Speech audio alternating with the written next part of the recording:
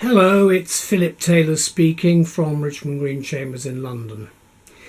I've had a book sent to me which I didn't know much about from Paul Patterson.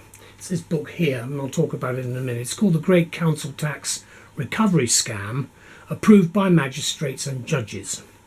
Interesting title in its own way. It's got a subtitle, How to Challenge the Council's Fraudulent Costs. It means fraudulent cost regime. Paul's published it himself. He's a known author. He's published other books in the past. And this came to my attention because I have been involved in actually making some fairly substantial observations about the costs regime, which is sometimes adopted and approached by local authorities who wish to recover their costs. And it is a well-known problem. I'm not going to start naming names, but it's a problem where quite often some local authorities and some solicitors will overcharge on a very substantial scale for the costs they have incurred. Costs is an emotive issue the best of times because it's discretionary. It should follow the event, but it can sometimes not follow the event depending on the behaviour of the parties, but it is discretionary at the behest of the judge. Now, I've given this the title for this paperback, very sad reading for a freedom of speech matter involving the vexed subject of costs. Let's look at the book, because it's self-published, there it is. There's a spine and then there's some blurb on the back. He's basically saying that because of the moratorium at the moment, what is going to happen in the future about costs in cases involving the non-payment of council tax. The book runs to 130, 140 pages. The front of the book is that page there, and then you've got contents. You've got 10 main chapters, basically going through the various bits of the process, and he's naming specific councils. I'm going to be very careful about what I say because I don't want to defame anybody. He has an introduction. He's sailing very close to the wind, in my view, with this book, but he is setting out what's happened to him and other people that he knows about. He starts off with the summons that you get, and he talks about the old poll tax, which was ended in 1991, and the new regime that we've got that came in. He talks a little bit about about the history, and then he goes into a lot of detail, including some of the problems that he has faced. I wouldn't call this a whinge. I would say that he's making some interesting points, and there is in fact a very substantial judgment given in here before His Honour Judge Rochford at Milton Keynes. I imagine this is a public document. I'm taking it that all the documents that are published here are public documents and they're allowed to be published. I didn't see any privacy marking. But what I have got here is a book by way of a 130 odd page paperback, which is saying how to challenge the council's fraudulent costs. He's using an emotional word, fraudulent, and you've got to be careful about that because the cost regime itself is something that is decided by a judge and or judges, and to use the word fraud could be slightly misconstrued by some people who may have a slightly different view of the way in which one goes about things. Let me tell you a bit about Paul and the book and what I think about where we are at the moment, because I'm not trying to come down on any particular side, but I am actually putting a marker down, because at some stage a lot of cases are going to come back to court for liability orders concerning non-payment of council tax, and we are going to have chaos, and I think we should be aware of it, because this book is actually indicating to people what you can do to try and challenge sometimes behaviour by a local authority that isn't quite the way what we think it should be. I have to say, as an ex-councillor twice, I would like to see more local elected members being involved in trying to deal and diffuse some of these council tax problems. My experience has been that they haven't bothered, and they're not in the least bit interested because they're terrified of the financial organisations within the local authorities themselves. And perhaps I'm wrong, but I don't know. but I do think there's a problem. So what we say here, I say this, that Patterson has undeniable courage in producing his personal critical survey on what he calls a cost scam involving council tax recovery processes. He's an angry man, and his anger is about the concept of the award of costs, which are at the discretion of the court in its final decision making. As I've said, generally costs follow the event, but they've got to be reasonable.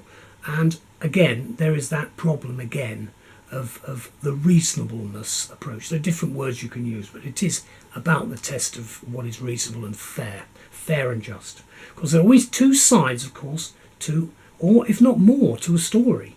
And costs, of course, is emotional, as is a judgment itself, especially when you lose. And in these cases, you're talking about effectively strict liability, so you owe the money and then you get hit with a much larger sum of money for costs, which are sometimes out of all proportion, with great respect to what has actually been done in the way of the work, and it's punitive and it's revenue raising by a local authority. Those are allegations. I'm not saying whether they're true or not, so your legal department will be happy if I'm not actually naming names or anything else, but I'm making those points that is what is perceived to be the case, because sadly the way in which council tax payments are obtained from the local electorate does remain an area of concern for many. And that goes back to 1275 with the initial poll tax conflict at that time, reignited with the modern, we had the poll tax problems, we had riots, then we've now got the council tax. And again, we have the build-up, I think, of major problems if we're not careful. Because in an earlier book, Paul Patterson had a forerunner, historic forerunner, called My Council Tax Stance, which was published in October 27. And he wrote, this all started in January 2016, when my son Jay started to tell me how the council were investing in arms companies. If that wasn't immoral enough, it became apparent that the council were deceiving people who've fallen into arrears with their council tax. They're deceiving them in the summons they're sending out to them. Now, you've got to look at all that, because clearly he's coming to it from the point of view about what the money is being spent on. We can't do anything about that, because it's an act of Parliament and we obey the rule of law. What he's talking about, he says, deceiving them in the summons that they're sending out. In other words, he's talking about the processes that the council go to get the money back. There are all these thousands of claims that they're making for orders, and they're basically saying you don't need to turn up in court, we'll deal with it all. And the next thing you know, you've been stabbed in the back and you've got this massive amount of money. And that's why I think he's whinging to a certain extent. The trouble is, I have no reason to doubt that what he says is true. And that means that the processes themselves should be reviewed.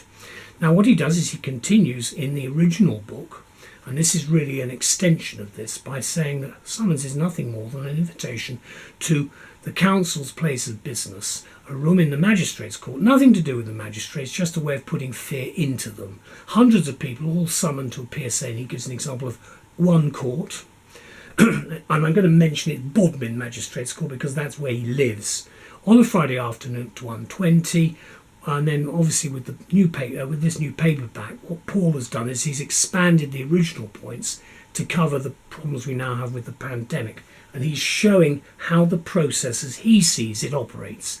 Now there will be another view by local council officials and by the courts themselves about the problem. We'll get onto that in one moment, because what Paul then does here, and he did it before, is he sets the scene saying that the council officer will be waiting to usher you into your place, into their place of business, get you into agreeing to pay by instalment, and then that way accepting liability without even seeing a magistrate. In other words, you're effectively pleading guilty.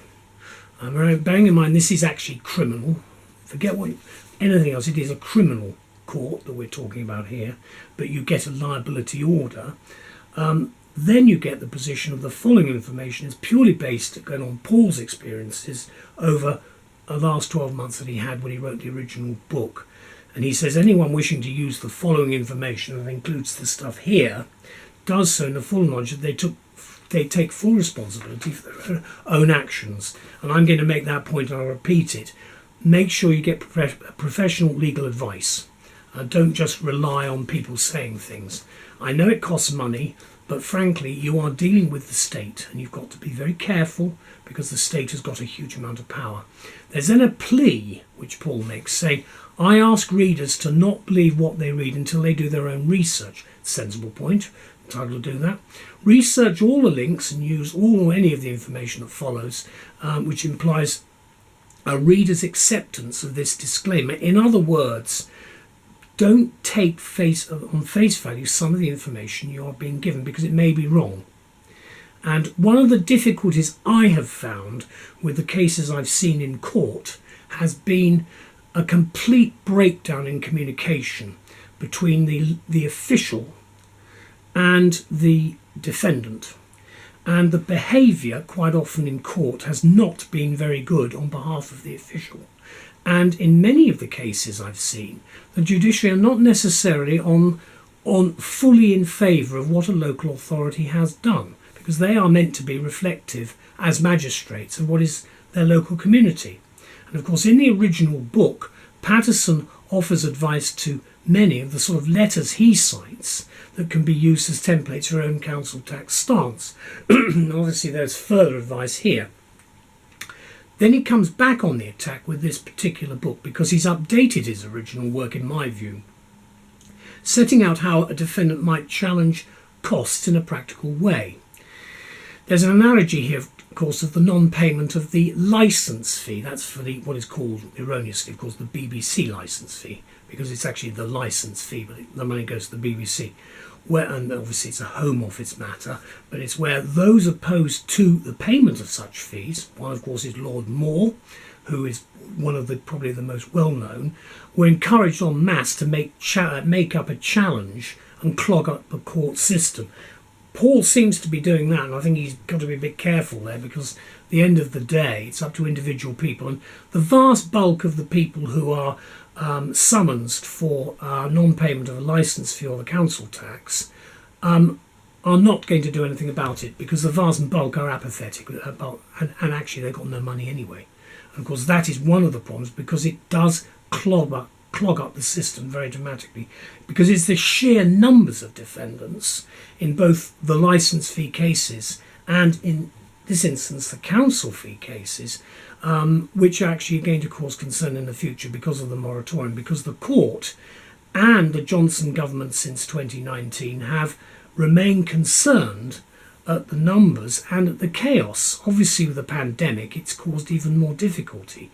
Bulk listing liability orders are the problem. They always have been, in my view, and it would be impertinent probably, as civil servants would see it, for me to comment on that, but I think it's worth making an observation that the way that the bulk listing liability orders occur means that there can be a lot of errors, and it doesn't really fall in line with the general way in which the procedure rules are meant to operate, and I have a concern about that, which I think should be looked at in the future, because this matter of concern with both council tax and, for instance, with other civil proceedings, is where the allegation is that the claimant receives preferential treatment, that in this case it's a local authority, at the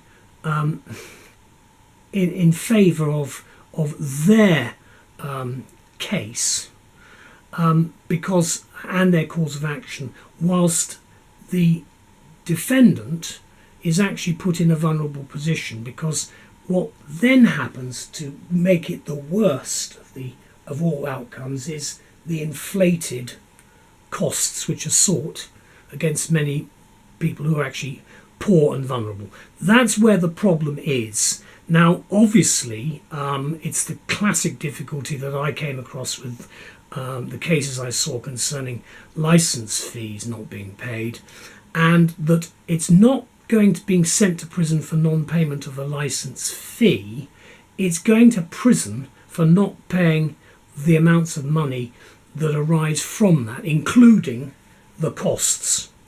And we go back to things like unit costs and all sorts of other problems that we had over the decades.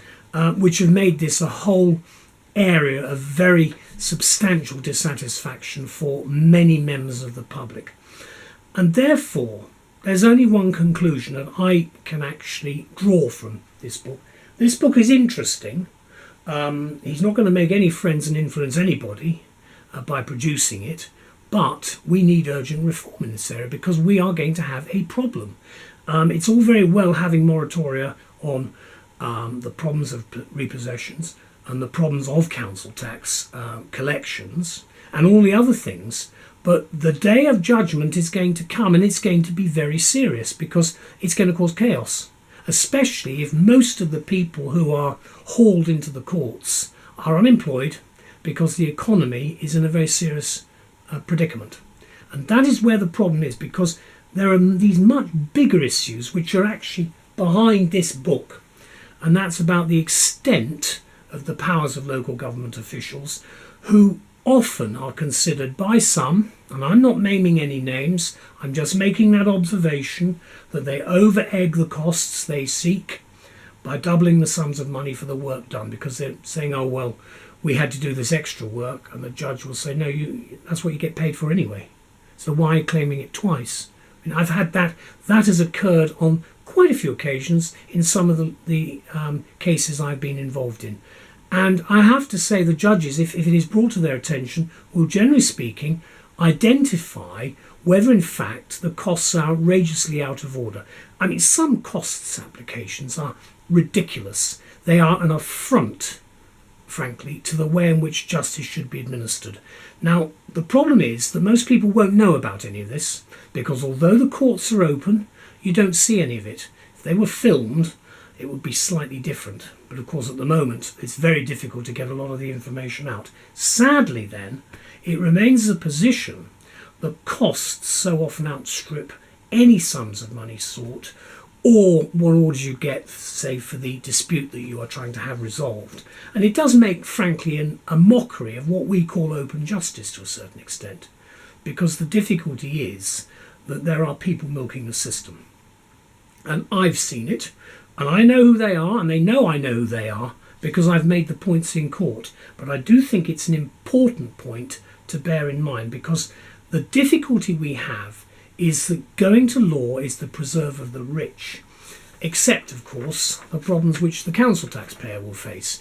Now, let me conclude with these words that say it's clear to me that the book, this one, will be highly unpopular with many officials, and because it doesn't aim to replace professional legal advice. And I've said, and I will repeat, that you should always seek professional help, legal advice and assistance in dealing with a local authority, because they have a huge organisation behind them.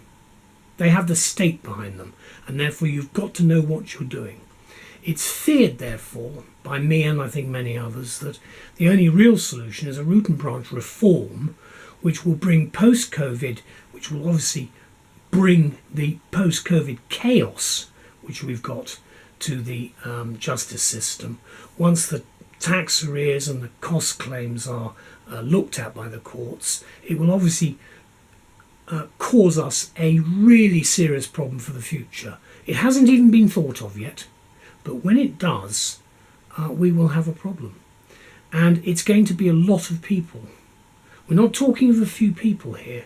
We're talking of a very large number of people who've probably already fallen into arrears, and they could find themselves with very, very high costs. And sometimes their costs will be way beyond any scale which is reasonable. And that's where the problem is. So, Paul, you're very brave to take these people on. It is an interesting book. I'm grateful that you sent it to me for me to have a look at. Bear in mind that it is not the answer, though, to any individual problem. You need to go and see a lawyer. The date of publication of this paperback is cited as at October. I'll just show it again very briefly. There's the front. There's a little spine on the back, and then there's some blurb. Then you can see, obviously, some pictures on the front. Let me just show you some of the information. This is a chapter 9 on Barnet Borough Council. I am mentioning a couple of names. I'm not going into any detail in case any of this information is for any reason wrong. But I think what we've got here from what I've been through with this book, it does try to set out how the procedure should actually work. Whether it does work or whether it doesn't work is going to be a problem. I have to say as a final point that I question whether the people who are administering this in the court service understand themselves what they're doing. And I think that is where I have my biggest concern, because I still believe that the concept of the council tax is actually, it's with us at the moment, but I do not see how it can survive if it's going to continually go up and up and up each year with these severe sanctions that people have. Because at some stage you'll have to draw a line and say, well, there are plenty of people who can pay it, but there are a very large number who can't. So Paul, thank you very much for sending me the book. It doesn't really answer very much, but I think for those people who have seen the work of the Child Poverty Action Group, they will be aware that there are a number of organisations that can help. And I hope that this book will help one or two people, but do get professional legal advice. Thank you, Paul. Bye-bye.